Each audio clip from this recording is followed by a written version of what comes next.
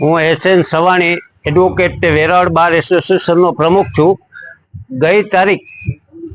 6/7/2025 રોજ રાજપીપળા ડેડિયાપાડા ખાતે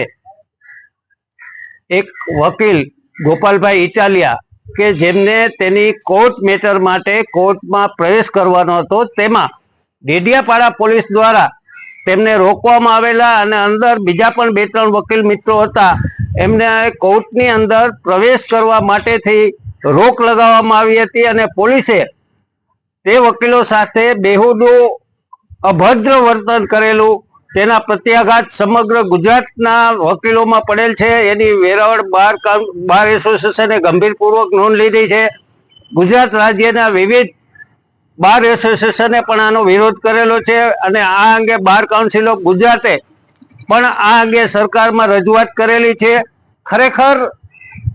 એડવોકેટ એક કોર્ટ ઓફિસર છે અને અમારા જે એડવોકેટ એક્ટ છે એની અંદર પણ વકીલને એક કોર્ટ ઓફિસર તરીકે એને ગણવામાં આવે છે અને કોર્ટ ઓફિસરને કોર્ટમાં જતા રોકવામાં આવી શકે નહીં। એ આપણા ભારતનું બંધારણ જોવામાં આવે તો 1961ની આપણે એડવોકેટ એક્ટની કલમ 19નો જે આપણને સ્વતંત્રતાના અધિકારો જે સંવિધાનમાં મળેલા છે એનો ખુલ્લેઆમ ભંગ કરેલો છે અને સમગ્ર ગુજરાતમાં આ સિવાય પણ ગુજરાતના છતાં પણ આજ સુધી નક્કર કોઈ પગલાઓ લેવામાં આવતા નથી। આ અંગે વિધાનસભાના અધ્યક્ષ છે એને પણ રૂબરૂમાં મળી અને ગુજરાતમાં એડવોકેટ પ્રોટેક્શન એક્ટ લાગુ કરવામાં આવે તે માટે રૂબરૂમાં વિધાનસભામાં જઈ અને ગુજરાતના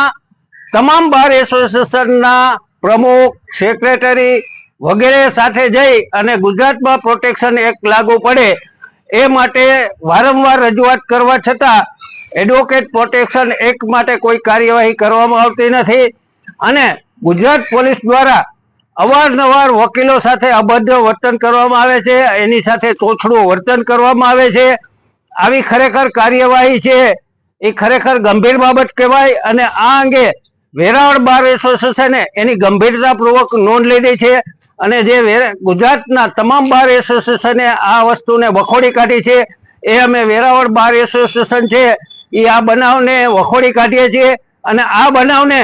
કોઈ રાજકીય રીતે નહીં લેતા, પણ માત્ર એક વકીલ છે અને વકીલને જે બંધારણમાં હકો મળેલા છે અને વકીલોને જે કોર્ટ ઓફિસર તરીકે રોકવામાં આવેલા છે,